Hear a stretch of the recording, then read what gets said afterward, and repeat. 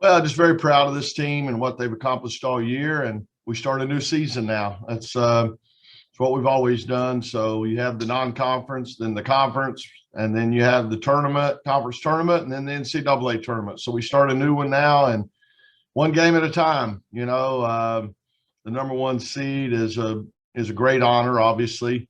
Y'all know me. I'd rather just stay to number two and laid low, but hey, it is what it is, and you still got to go out either way and work and hope you play well, hope you shoot well, and all those things. So it's going to be a little different. Obviously, we're going to be we get to San Antonio, we're going to be pretty much on lockdown, maybe for 2 days, a day and a half, whatever. I don't know. It's going to be a little different, but we just got to be able to handle it and hopefully stay negative. First team I've ever coached that I want them to be negative. So hopefully we can stay negative for a little bit longer and get ready to play.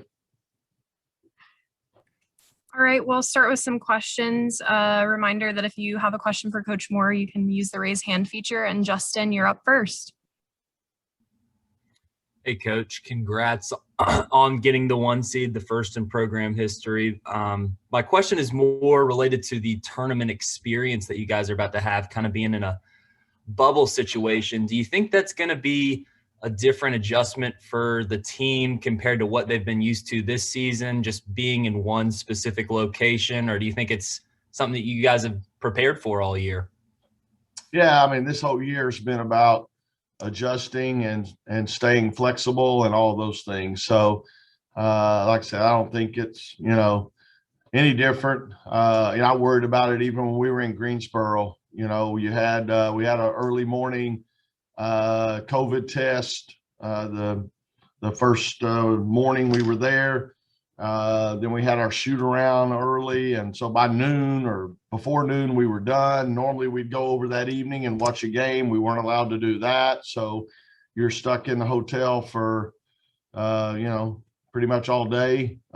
We are taking obviously our academic advisor with us, and we'll try to stay on top of that stuff and have study hall and things like that, and keep them as busy as we can, but definitely going to be different.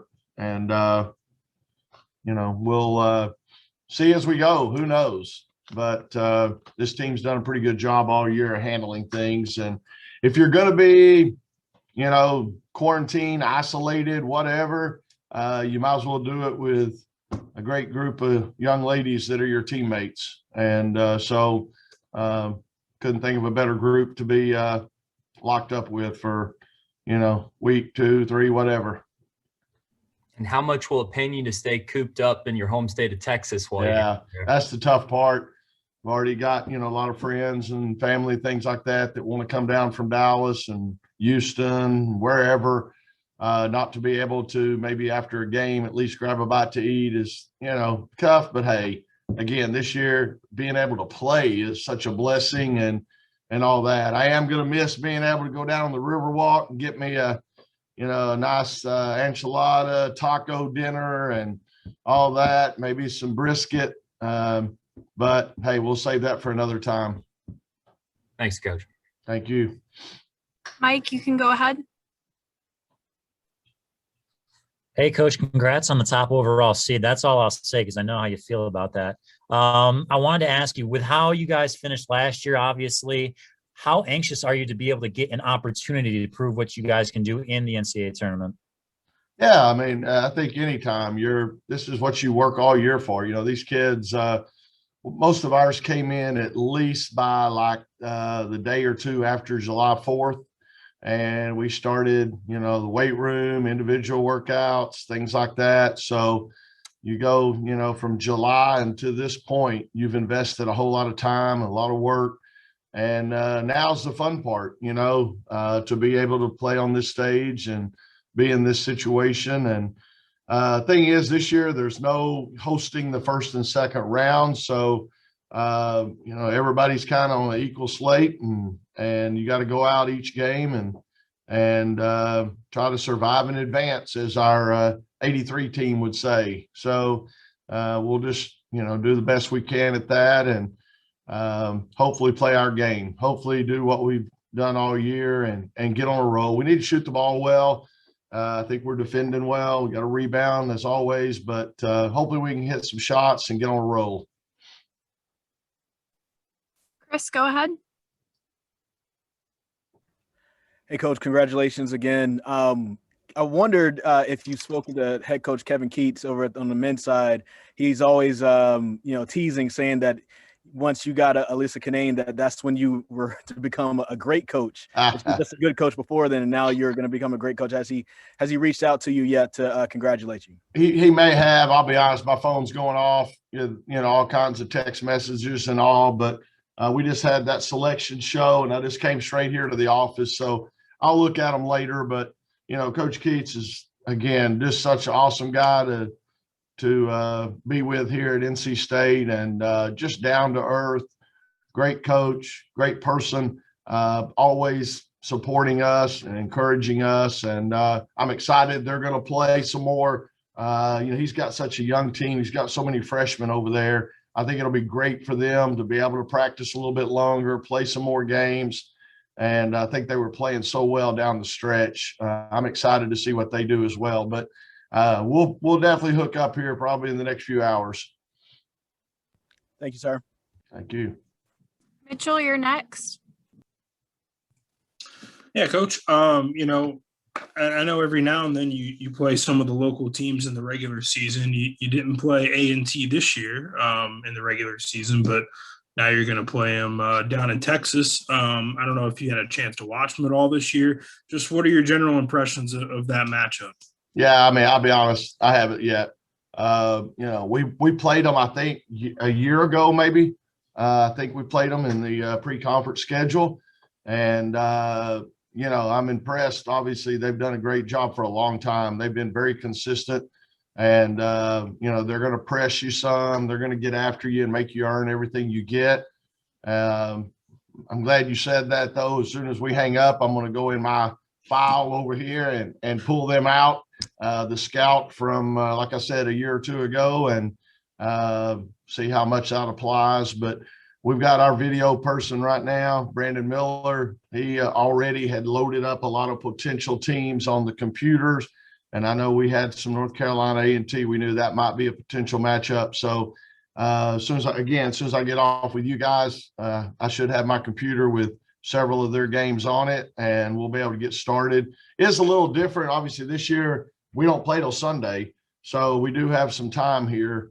And we're going to be locked in our hotel room for at least 24 hours. So we're going to be able to get a lot of stuff done, I'm sure, here when we get down to San Antonio. But I just think this time of year, and we're not playing on our home court now, so that takes away a little bit of edge that you top 16 seeds have. So we're going to have to be ready to play. I know they'll be fired up about playing another in-state school. And, I spent a lot of years at Chattanooga playing Tennessee. I know how that is. So I'm sure, we're going to have to, play well at this time of year. You're talking about a team that won a championship. They know how to win. So we better be ready to play.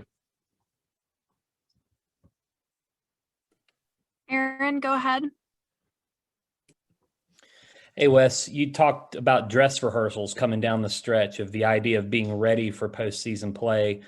You guys won at South Carolina. You won at Louisville. You beat Louisville a second time. How prepared do you think those dress rehearsals to now have made you guys for this moment? Yeah, I was real proud of the way we defended and rebounded over in Greensboro. I don't know that we clicked necessarily on offense. I thought Alyssa Kinane was unbelievable, very deserving of the MVP. But we got to get everybody hitting on all cylinders. If you want to do something special here in the next few weeks, you're going to have everybody firing on all cylinders. So we need to get that going. We need to offensively, knock down open looks, take care of the basketball. Even in practice this week, I've been a little frustrated with that.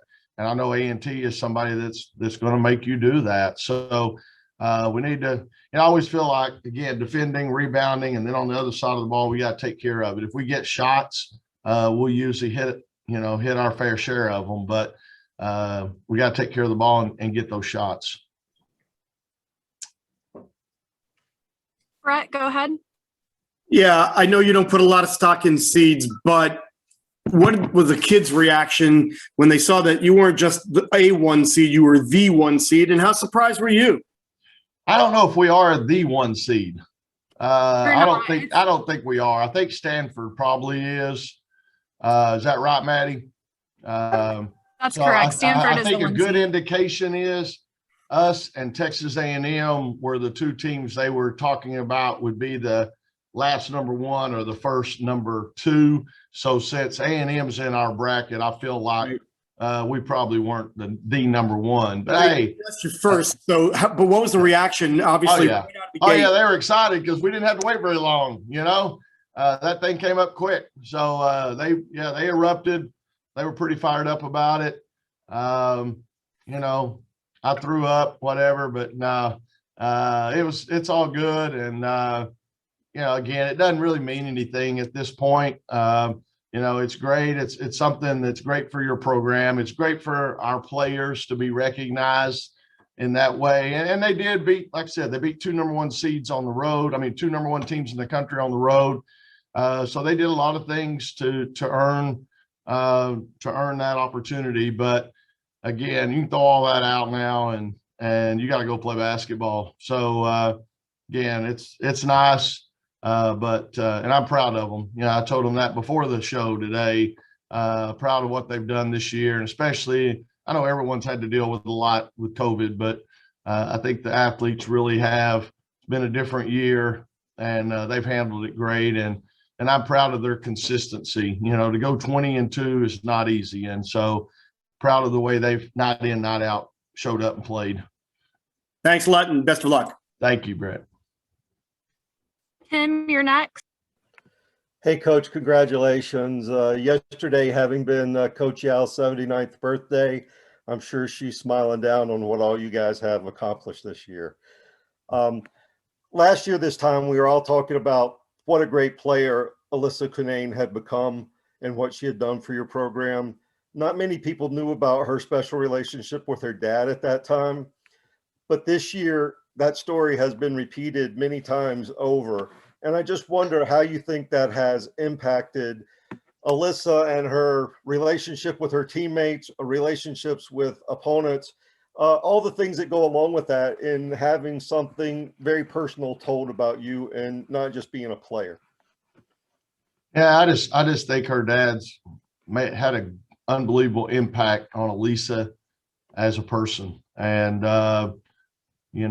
some people would be jealous of all the attention she gets, but she handles it with such humility and is just such a good person to be around. Again, always smiling, which sometimes I'd like to turn that smile into a scowl when she's on the court a little bit. But, I just think her dad, he's that way. After all he's been through, he is always upbeat, quick to tell you a joke or a one-liner at you, and just he's fun to be around. And so I think Alyssa, seeing that, has learned from that great example that she has right there in her house. And so really, really awesome family. And again, I think her teammates love her, and we all appreciate what she does on the court, but also the kind of person she is off of it. Again, pretty awesome ability to share all those things that her dad taught her with her teammates and with everyone around her. So special kid. I knew she was, going to be a big time player in our system and all that, but I tell you what, I think she took it to another level this past weekend, and it was pretty impressive. So hopefully she can keep it going, and we can surround her with a lot of other good stuff, and hopefully she'll get more attention. Coach, does her dad have better jokes than you, or do you do some kind of joke exchange? Can we maybe get that all published in a book somewhere? Yeah, I know you are you offering to author that? If you need somebody, Coach, I'm always willing to help. Thank you. Raina was on the ACC network, and they asked her about me, I guess, and she said, he tells dad jokes, not bad jokes, dad jokes. And one of my friends said, translated, that means they're not funny. Okay. So obviously my jokes are not that funny and her dad's are. So, but we'll keep trying. I keep trying anyway. You get more playing time if you laugh. All right, we'll take our last one from Justin. Go ahead, Justin. Dang, Maddie, we're just getting started. Cutting these people off. Coach, you were cutting down the nets in Greensboro 8 days ago. You won't play again until Sunday. I'm just curious to get your thoughts on what do you think of the 2-week break in between the conference championship game and your first round of the NCAA tournament? And how do you think teams handle that in terms of, being sharp? Yeah. You're supposed to be playing your best basketball in March. Right. I love it personally. You've been through a grind and the conference tournament and all that. You get a week to catch your breath. You also get, we gave ours 3 days off right after the tournament. So then we came back, practiced twice, took a day off, practiced twice. We'll take tomorrow off as we travel. What I like about it, you get 4 practices that you can just focus on you. You're not preparing for the opponent because you don't even know who your next opponent's going to be. So I love it. You get a chance to catch your breath and, relax a little bit. Go to football. I went to football practice one day. I went to baseball practice the next day.